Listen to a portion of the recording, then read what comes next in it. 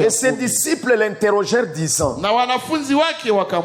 pourquoi donc les scribes disent-ils qu'il faut qu'Élie vienne premièrement? Et cette question, ils l'ont posée après l'expérience du mont de transfiguration.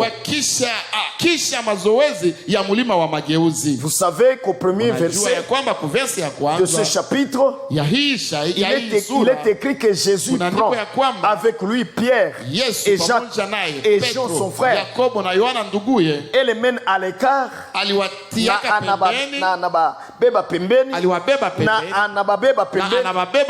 sur une haute montagne. Et là il fit transfigurer, vous le savez. Et vous savez aussi que ils virent Élie et Moïse sur cette montagne avec le Seigneur Jésus. Maintenant, bien aimé, vous savez ce qui s'est passé. Maintenant, en descendant de cette montagne, après cette expérience, ils vont demander au Seigneur, parce qu'ils venaient de voir Élie et Moïse avec le Seugneur sur la montagne. Et ils savaient d'abord qu'Élie était monté au ciel sans goûter la mort. Et ils savaient aussi que Moïse était mort. Son corps a été enterré par l'ange de l'Éternel quelque part. Et on ne sait pas où. Maintenant ils voyaient Élie et Moïse avec Jésus sur la montagne. Et dans l'Ancien Testament, il y avait une promesse qu'Élie vient premièrement avant le Messie, avant le Fils de Dieu. Parce que sur la même montagne, il venait d'entendre une voix venant de la gloire disant que celui-ci est mon fils bien-aimé en qui j'ai mis mon affection. Écoutez-les. Il venait d'entendre tout ça. Alors ils se disent, mais qu'est-ce qui se passe? Mais Élie devait venir d'abord, non? Selon qu'on nous a enseigné dans nos dénominations. Et cet enseignement des scribes n'était pas un faux enseignement. Non, non. Élie devait venir d'abord. Et quand on a posé à Jésus la question, le Seigneur Jésus n'a pas contredit cet enseignement, mais plutôt il l'a confirmé et l'a mis à sa place. Certainement. Il a montré aussi son accomplissement double. Son accomplissement double. Voyez, son accomplissement double.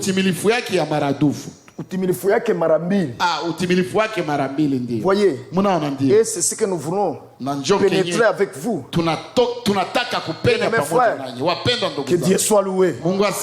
Maintenant, Élie devait venir d'abord. Mais pourquoi? Nous voyons Élie et Moïse. Et la voix dit que Jésus, notre Seigneur, c'est lui le Christ. C'est lui le Fils de Dieu. Et vous savez vous-même qu'avant le chapitre 17 n'est-ce pas? Le Seigneur Jésus venait de leur poser la question. Qu'est-ce que les gens disent que je suis moi le fils de l'homme? Wanasema niko nani? Mimi mwana wa Adamu. Qui suis-je? Ils disent quoi? Là c'est le verset 14 ou le verset 13 si vous voulez. Voyez, de Matthieu 16. Il venait de leur poser cette question. Et leur demandant, mais qu'est-ce que les gens disent de moi? Et les disciples répondant que non, les uns disent que tu es Jean le baptiseur qui est ressuscité. Donc Jean-Baptiste était déjà décapité ici.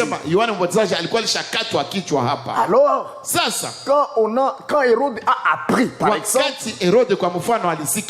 les œuvres grandioses et puissantes de Dieu, les œuvres puissantes de Dieu, les grandes œuvres matendo makuu na za nguvu za Mungu. Voyez, mnaona? Mais il s'est dit, akajiambia, j'ai décapité Jean. Nilikata Yohana kichwa. Mais qu'est-ce qui se passe? Lakini vinakuwa qu'est-ce que j'attends? Kitu gani nasikia? Est-ce qu'il est ressuscité? Je, alifufuka? Alors les gens pensaient que Jean, sasa watu walikuwa na waza ya kwamba Yesu c'est Jean ressuscité. Ni Yohana Mbatizaji aliyefufuka. Vous voyez, alors mnaona sasa, les uns disent que tu es Jean, wamoja wanasema kama uko Yohana aliyefufuka, les autres tu es Élie, wengine wanasema uko Elia, et d'autres Jérémie, na wengine wanasema uko Yeremia, ou l'un des prophètes, au mmoja wapo wa manabii. Donc il y avait trop de versions. Ni kusema kulikuwa maneno za mingi, trop de versions kabisa, maneno za mingi. Comment dirais-je en Swahili? Version. Kulikuwa mielekeo, maoni za mingi. Bien.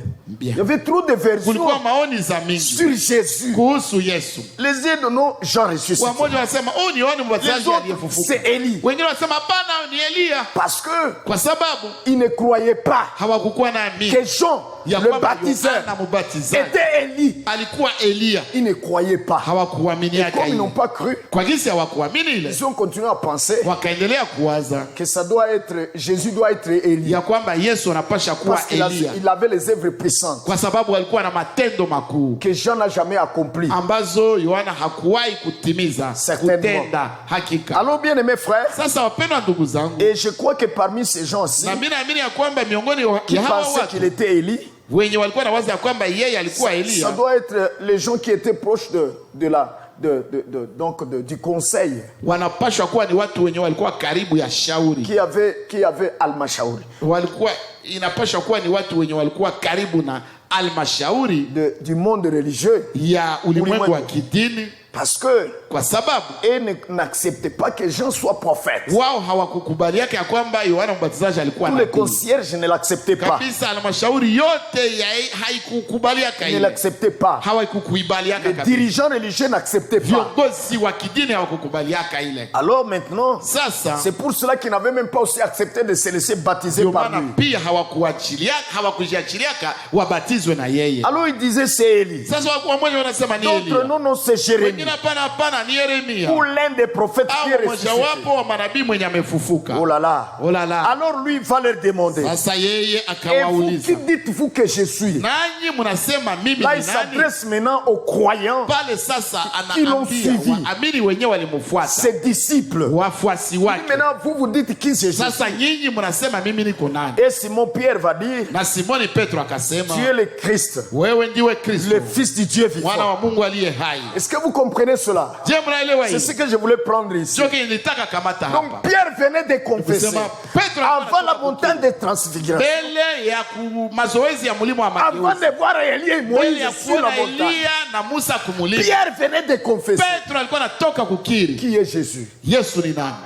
Et Jésus va lui dire, ce n'est ni la chair ni le sang qui t'ont révélé cela, mais c'est mon Père qui est dans les cieux. Il venait d'avoir la révélation. Maintenant ils arrivent sur la montagne. Voyez? Mais ils disent, mais c'est pas possible. Élie, concomitamment avec le Messie. Mais comment? Mais on nous a enseigné qu'Élie doit venir d'abord avant le Messie. Maintenant, comment nous le voyons avec le Messie? Vous voyez? C'était ça leur question. Et le Seigneur, confirmant la doctrine qu'ils ont reçue sur ce point-là, parce que bien aimés frères, vous savez vous-même que tout ce que disent les dénominations n'est pas totalement faux. Il y a quelques vérités et nous ne pouvons pas refuser ces vérités parce que c'est une vérité. Voyez frère, s'ils disent que Jésus est fils de Dieu, nous allons dire amen.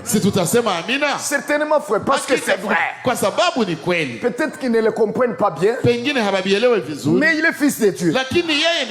S'ils disent que Jésus est ressuscité d'entre les morts le troisième jour, nous dirons amen, parce que c'est une vérité. C'est juste frère.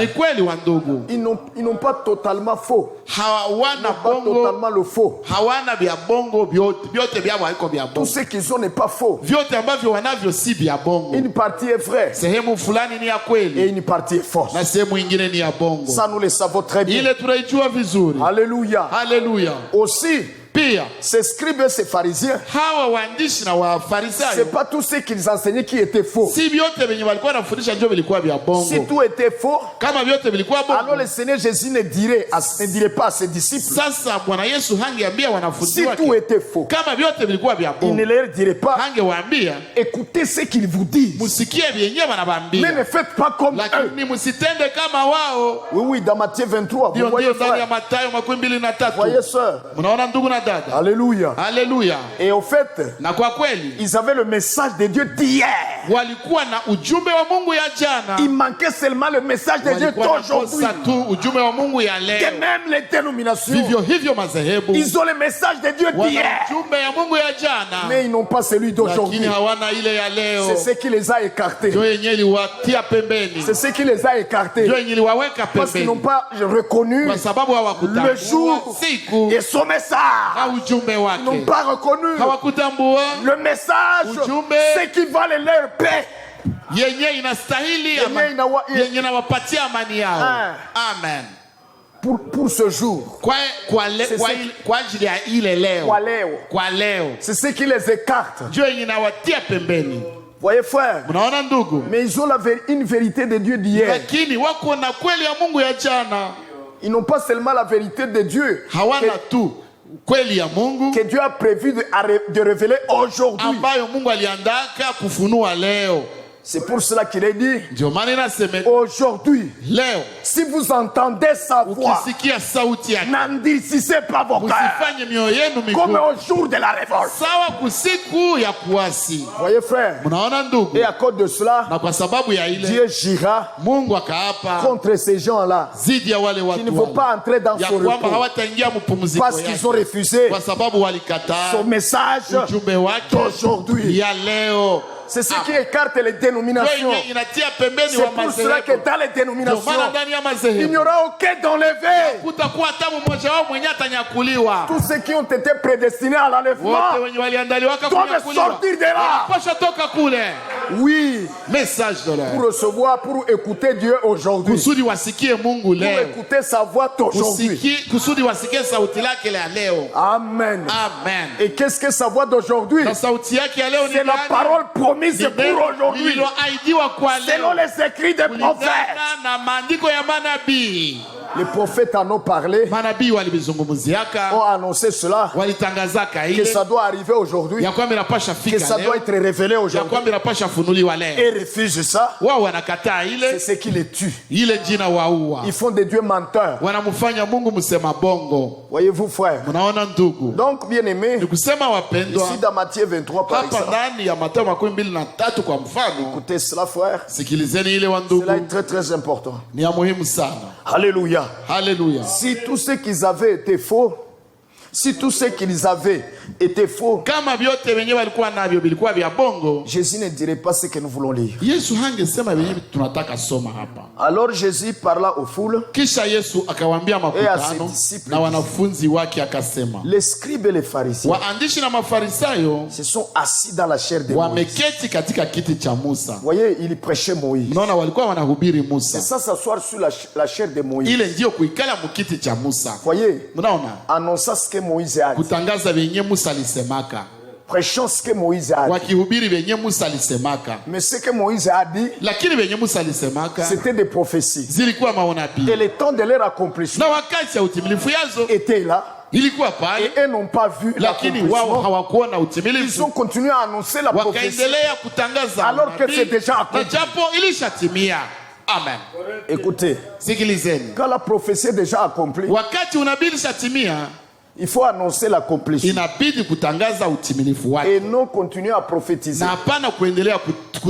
Si vous continuez à prophétiser, vous êtes hors jeu. Vous êtes hors jeu. Il faut prêcher, il faut croire ce qui s'accomplit en votre temps. C'est alors que tu es à jour avec Dieu. Là tu es à jour avec Dieu. C'est que Et là, tu es vraiment update, comme disent les Anglais. Na pale kabisa uko update sa jinsi Waingereza husema. Voyez, update. Uko update. Donc, uko kuwakati. Ukisema uko kuwakati. Voyez. Sinon, alors, tu es dépassé par le temps. Kama haiko vile basi, umevukwa na wakati. Tu es ailleurs. Uko fasi ingine. C'est que Dieu fait hier. Uko kubiachana. Voyez, ce que Dieu fait aujourd'hui, tu es hors jeu. Tu es sous boule. Et le malheur t'atteindra. Mabaya. Voyez, par ignorance. Et vous êtes frappé. Voyez, maintenant ils étaient assis sur la chair de Moïse. C'est comme aussi aujourd'hui. Des frères sont assis sur la chair de frère Branham. Disant Branham a dit, c'est ça s'asseoir sur sa chaise. Voyez, de même hier, avec les pharisiens et les scribes, assis sur la chaise de Moïse, il disait, Moïse a dit. Alors il rétorquait à Jésus l'accomplissement de ce que Moïse a dit. Parce que Jésus était l'accomplissement de ce que Moïse a dit. Et il rétorquait à l'accomplissement. Mais nous avons pour prophète Moïse. Bon, si nabii yetu ni Musa. Toi, nous ne te connaissons pas. Nous ne savons pas tu viens d'où.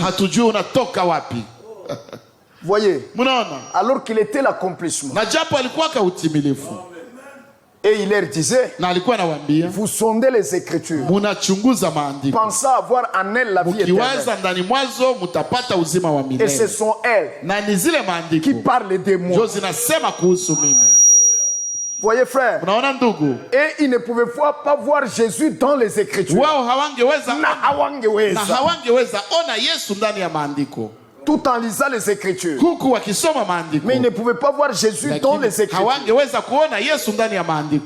Donc voir Jésus en tant qu'accomplissement de telle écriture et telle autre. Voyez, telle écriture et telle autre, etc. Ça, ils ne pouvaient pas voir. Oui, frère. Et c'est ce qui fait que les gens se perdent. Et c'est ce qui fait que, et c'est ce qui fait toujours que les gens s'éloignent de Dieu, tout en parlant de Dieu. Ils parlent de Dieu, ils adorent Dieu, voyez, mais ils sont loin de Dieu. Et la parole de Dieu dit dans Matthieu 15 que lorsque c'est ainsi, ils adorent Dieu en vain. Donc je disais, aujourd'hui les frères sont assis sur la chaise des frères Branham. Des frères. Disant Branham a dit, mais ce que frère Branham a dit devoir arriver par l'esprit de Dieu, ils sont sous boule. Sont sous boule. Ils ne saisissent pas.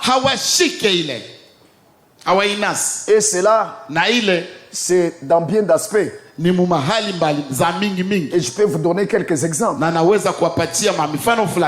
Certainement. Amen.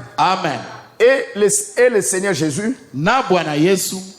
et les apôtres, et les prophètes de l'ancien temps, et les prophètes du Nouveau Testament, on parlait de la seconde venue du Seigneur Jésus. Le retour physique du Seigneur. Frère Branham en a parlé. Même jusque dans les derniers mois de sa vie sur terre. Il en a parlé. Mais qu'est-ce qui se passe? Ceux qui sont assis dans sa chaise aujourd'hui, ils sont simplement comme des pharisiens. Voyez frère, et ils ne peuvent pas voir et attendre le retour. Na hawawezi kuona au kungoja kurudi kwa Bwana. Voyez, il parle d'un retour qui a déjà eu lieu. Et en disant, Branham a dit.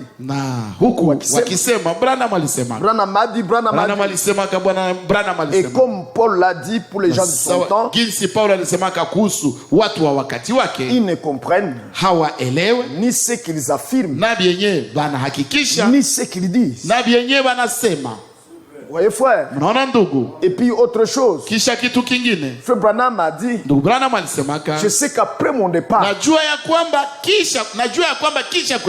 il y aura un autre homme qui prendra place et qui portera la vérité partout. Vous voyez? Et cela est arrivé sous leurs yeux. Mais ils ne voient pas. Et ils ont combattu cela. Je parle du ministère de Frère Franck. Amen. Voyez, mais assis dans la chair de Branham, à quoi bon s'asseoir dans la chair de Branham? À quoi bon? À quoi bon? Ina faida gani kukala kukiti ya Branham, sans croire ce qu'il a annoncé par l'esprit et voir son accomplissement. Ça ne vous aidera en rien. Certainement que le Seigneur Jésus vous bénisse. Alléluia. Alléluia. Beaucoup de choses. Beaucoup de choses. La fois passée, je suivais. Je suivais Frère Franck prêcher, rendant témoignage de son expérience quand il a rencontré Frère Branham le 3 décembre 1962.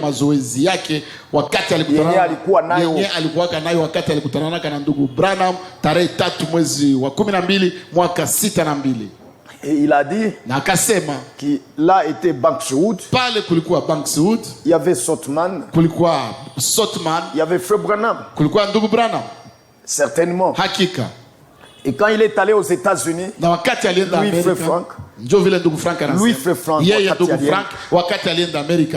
et qu'il a rencontré Sotman, et lui a demandé expressement,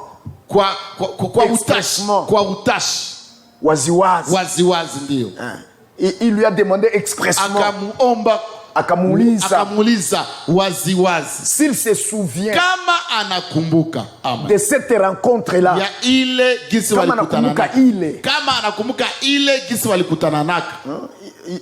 mkutano quand il a rencontré Frère Branham et les paroles qu'il lui a dit. Oui. Et frère Sotman a répondu disant, oui frère, je me souviens très bien. Oui frère Franck, je me souviens très bien de ce qui s'est passé ce jour-là. Je me souviens très bien et de ce que Frère Branham t'a dit. Et ce n'est pas seulement Frère Franck. D'autres frères sont partis aux États-Unis pour leur poser la même question à Sotman. Voyez frère. Et ils ont rendu témoignage. Et ils ont dit que c'est ainsi. Alors par exemple, un des frères de l'Europe, je crois, le frère Chitundu. Sasa kwa mfano mmoja wa wandugu wa huko Ulaya. Nakumbuka kwa mfano mmoja wa wandugu wenye wanaikala huko Ulaya. Ndio, ndugu Chitundu kama. Alors il va poser la question à Sotman. Akauliza ndugu Sotman Mais pourquoi vous ne le dites pas aux frères? Lakini kwa nini hambiambiake bandugu? Non, nous ne le disons pas parce que Frère Franck ne croit pas que Frère Branham était notre Seigneur Jésus. Ndugu Frank yaamini ya kwamba ndugu Branham hatubisemake kwa sababu ndugu Frank yaamini ya kwamba ndugu Frank yeye haamini ya kwamba ndugu Branham alikuwa Bwana wetu Yesu. Jina chaka atubiseme. Unaona?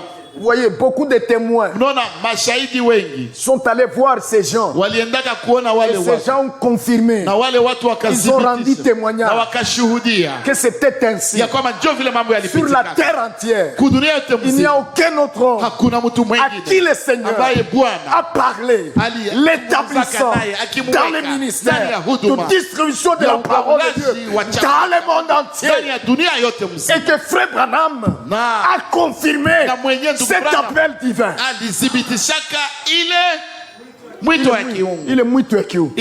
Par le Saint-Esprit. Aucun autre homme. Si ce n'est le frère Ewald Frank. Ainsi. Ceux qui ne croient pas à ce témoignage, ils font des dieux menteurs. Ils sont des incrédules. Et ils ont la difficulté d'être prêts.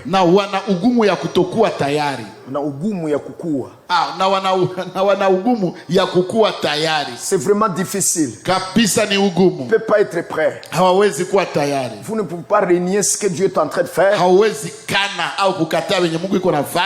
Les injuriés, vous ne pouvez pas renier ce que Dieu est en train de faire, ou les injurier et penser, n'est-ce pas, bénéficier des bénédictions de Dieu liées à ça. C'est impossible.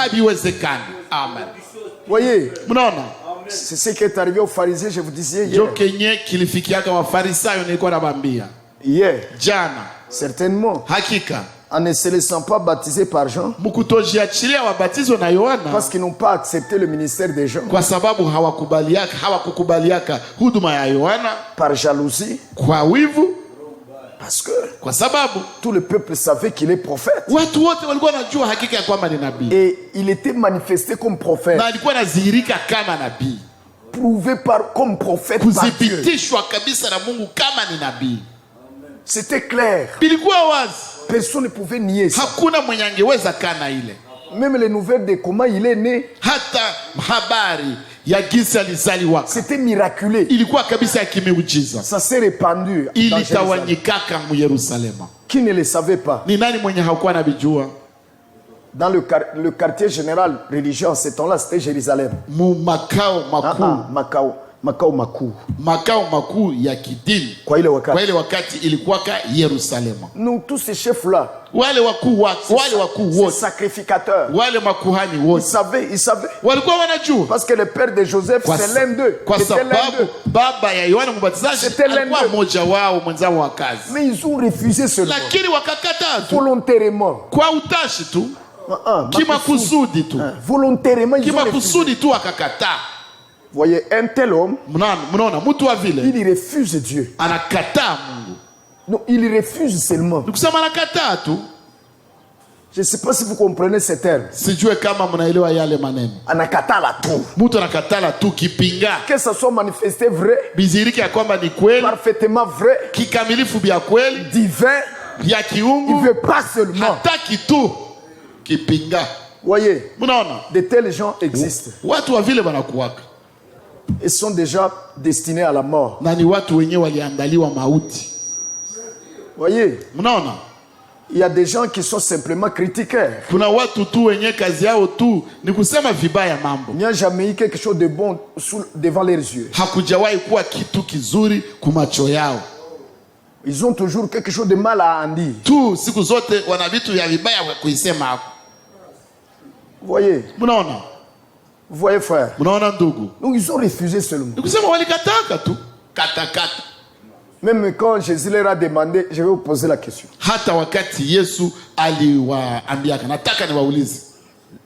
Qui a envoyé Jean baptisé?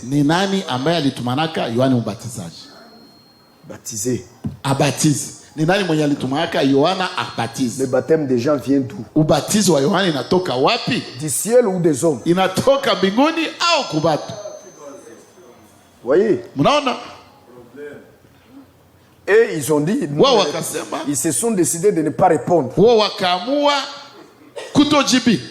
C'est ce qu'ils ont décidé de ne pas répondre. Wakaamua tu tusijibie watu. Pana tusijibie watu. Wakaamua tu kutojibia. Alors ils ont dit bon, nous ne savons pas. Sasa wakasema hatujui. Voyez? Mnaona? Alors parce qu'il se disait, si nous osons dire que son baptême vient de Dieu, il va nous dire pourquoi vous n'avez pas crié à Jean. Et si nous osons dire que ça vient des hommes, son baptême là, Le peuple va nous lapider. Parce que tous savent que Jean est prophète.